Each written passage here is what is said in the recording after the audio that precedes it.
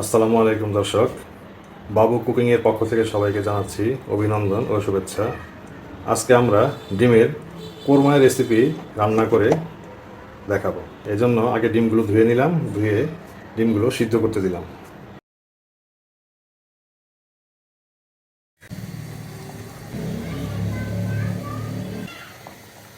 ডিমগুলি ছিলা হয়ে গেছে, এখন রান্নার প্রস্তুতি।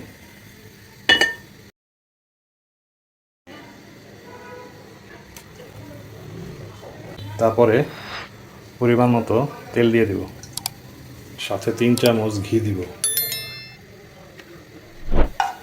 ডিমগুলিকে একটু ভেজে নেব।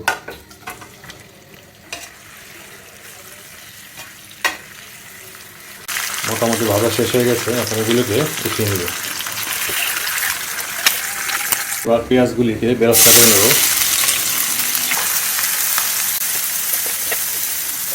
ভালো করে বেরেস্তা করে নেব।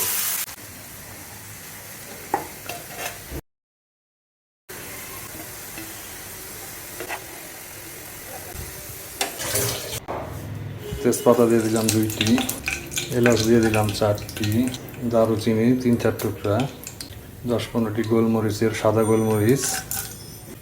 তারপরে দিয়ে দেব পেঁয়াজের পেস্ট, নাড়া দিয়ে থাকবে। আদা বাটা রসুন বাটা একসাথে 1 টেবিল চামচ পরিমাণ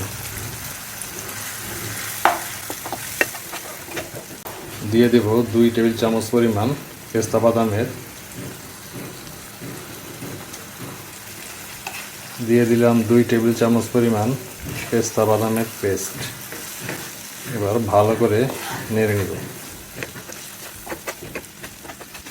এখন দিয়ে দিব গরম মশলার গুঁড়া 1/2 টেবিল চামচ, দিয়ে দিব ধনের গুঁড়া 1/2 টেবিল চামচ, স্বাদ মতো লবণ দিয়ে আস্তে আস্তে নাড়তে থাকবে।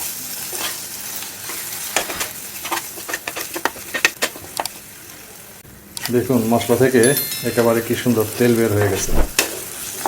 এবার এখানে ভাজা ডিমগুলো দিয়ে দেব।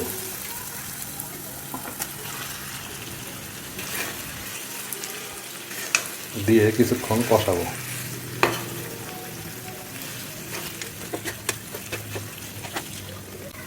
কিছুক্ষণের জন্য ঢাকা দিয়ে রাখবো।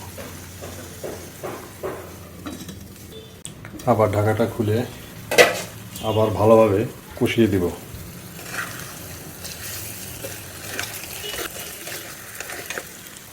একটু মরিচের গুঁড়ো দিয়ে দেব।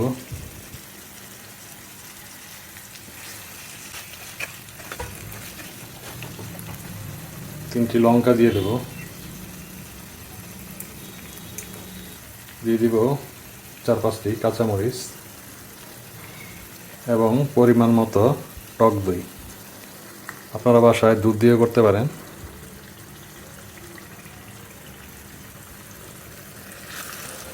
এবার ভালো করে নেড়ে নিচ্ছি।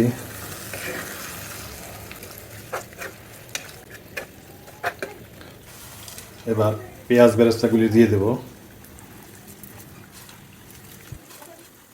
পেঁয়াজ বেরেস্তা পরিমাণ মতো দিয়ে দিতে পারেন। আবার নাড়া দেব।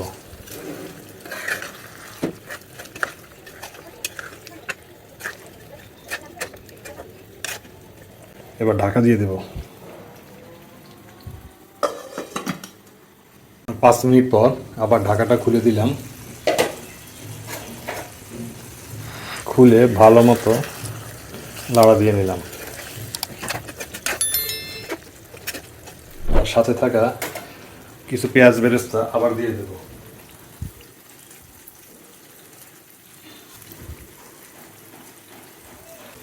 আবার ঢাকা দিয়ে দেব কিছুক্ষণের জন্য। ঢাকাটা আবার খুলে দেব।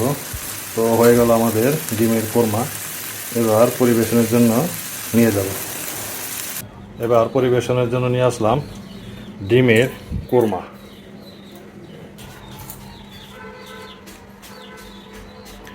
রেসিপিটি দেখতে কেমন হলো অন্তত কমেন্ট করে জানাবেন এবং বাবু কুকিংয়ের সাথেই থাকবেন।